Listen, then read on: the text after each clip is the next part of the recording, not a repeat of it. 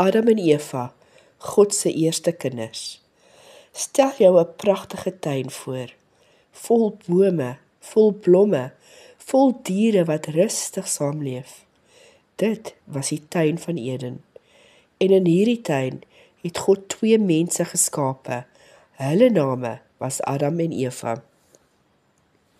God het hulle lief gehad. Hy het met hulle gewandel. Hy het vir hulle alles gegee wat hulle nodig gehad het. Elke dag was daar vreugde. Elke dag was daar vrede. God het vir Adam en Eva gesê, hier is alles vir julle. Geniet dit. Sorg daarvoor. Daar was net een ding wat hulle nie moes doen nie.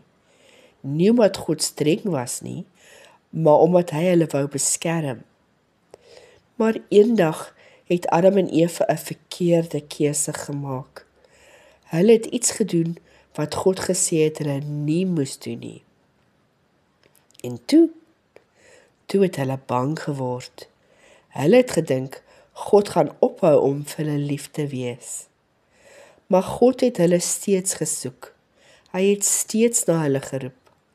Want selfs wanneer mense foute maak, hou God nie op om lief te hê nie.